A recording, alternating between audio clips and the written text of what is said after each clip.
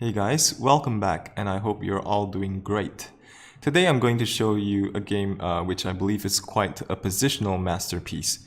It is played between Judith Polgar and Alexander Morozevich. This game was played in the 2000 Corus Tournament in Wijk, Netherlands, and is currently known as the Tata Steel Chess Tournament.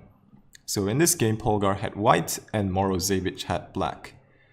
Polgar opens with e4. We have the French defense from Morozevich, d4, d5, knight to c3, knight to f6, and here bishop to g5.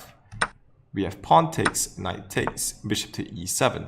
So this is the burn variation of the French defense. Polgar plays bishop takes f6, and here bishop takes f6 seems like the standard reply, but Morozevich goes for g takes f6. And this is currently known as the Morozevich line of the burn defense, so named after Morozevich himself. So what's the idea behind g takes f6? Black voluntarily destroys his own pawn structure, but in return he gets the two bishops. And also black has potential for his rook down this semi-open g file. And although these dark squares look a bit weak around the black king, but if black plays reasonably, then there shouldn't be much of a problem because white doesn't have a dark square bishop to take advantage of this. So here, knight to f3 from Polgar. We have a6 from Morozevich, so preparing b5, g3, b5, and the idea of b5 is to control the c4 square. And you will see later why. So b5 controlling c4 and also preparing bishop to b7. Polgar plays bishop to g2, we have bishop to b7, queen to e2. So here Polgar could go long or she could go short. Knight to d7, Polgar castles short, and we have castles from black as well. Rook a to d1, and here Morozevich plays bishop to d5. So he is trying to establish central control with his bishop on d5. And probably he's going to play c6, cementing that bishop there. And here white would love to play a move like b3. But here simply b4 from black. So c4 can always be met with en passant. Here we have rook f to e1 from Polgar. King to h8, so getting out of this file, intending rook to g8 in the possible future. Knight f to d2, so Polgar is threatening to play c4. But Morozevich doesn't bother much about that plan, he simply plays c6. Here's c4 from Polgar, and Morozevich gladly captures. So you might be thinking, well, why would he intentionally destroy his own pawn structure? You can see it's doesn't look quite pleasing to the eyes, but in fact this pawn on c6 does a great job in supporting this bishop on d5. So white would never want to capture this bishop. Let's say if he reroutes his knight, he would never want to play knight takes d5 because that would allow black to simply capture with the c pawn, and black's center would be very strong.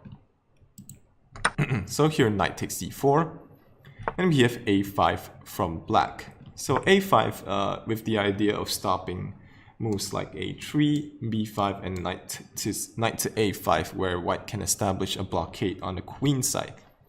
So a5 is a very good move, which sort of suppresses white's plans.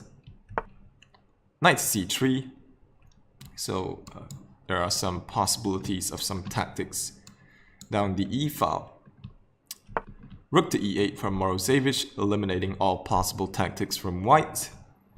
We have knight to e3, so the knight could come into g4. So f5 from Morozevich. So you can see that very nice play from Morozevich. He is first trying to restrict all of white's plans.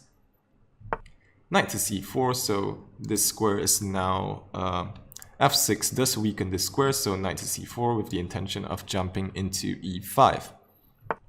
Queen to b8. Morozevich now devises a plan which would tie down white on the queen side. Here queen to b8 puts some pressure on b2, but more importantly, queen is going to come into b4, and that would put pressure on the d4 pawn laterally. And also moves like bishop to f6 are coming, which would put pressure on this pawn, but more importantly guard this e5 square from white's knight. We have knight to a4, queen to b4, b3 defending this knight.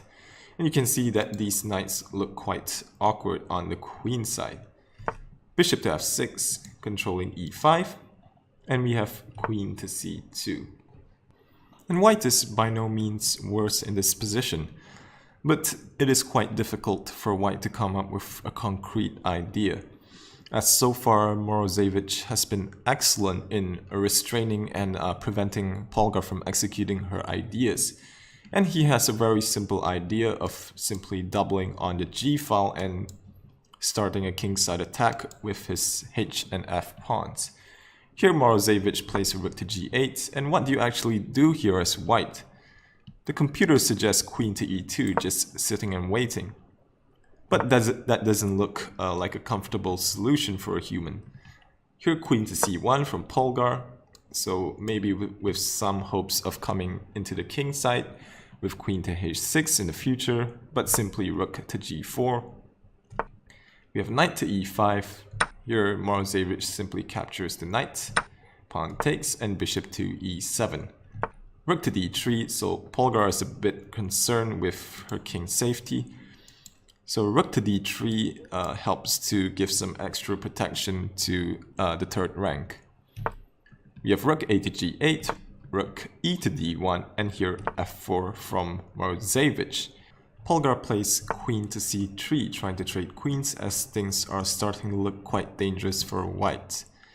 But here it's simply f takes g3 from Morozevich, and if you capture the queen, then g takes f2 is going to be deadly for white.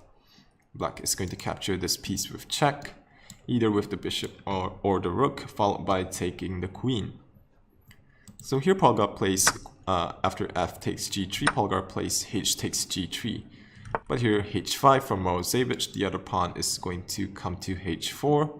We have bishop takes, pawn takes, and here if white decides to trade the queens, then the endgame would be very favorable for black, because his center is very strong, and also this rook is coming to g5. Also the other rook is coming to e4, and there are ideas of h4. So very promising endgame for black. Here we have a rook to f3 from Polgar, so going after f7.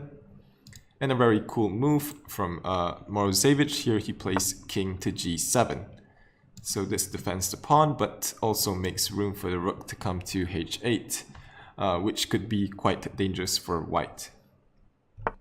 Queen to c7 from Polgar. We have h4, king to g2, h takes g3, f takes g3, and here again a very nice move from Morozevich, queen to e4. So this leaves the bishop hanging, but well, you can't really capture it, because if queen takes, simply queen to e2, king to g1, queen takes f3, and there isn't a good way for white to stop. Rook takes g3, followed by rook coming to the h file. So here we have queen to c3, dropping back to defend. Here queen to e2 check from Morozevich, king to h3, and here a rook to g5. Morozevich doesn't even bother taking this rook to g5 with the threat of rook to h8. And this is very difficult to stop. And in fact, in this position, Judith Polgar resigned the game. Well, she could play a move like g4, which makes room for the king to come to g3, but simply rook to h8. And after king to g3, queen to h2 is checkmate. This was a very beautiful game from Morozevich in my opinion, because it clearly shows us how a great game of chess should be played. Basically, it's all about restraining your opponent's ideas and going for the initiative or executing your own ideas when given the chance. So personally, I found this game very enjoyable and instructive. Hopefully you found it instructive as well. If you enjoyed this video, please subscribe for more future content. Thank you for watching and have a nice day.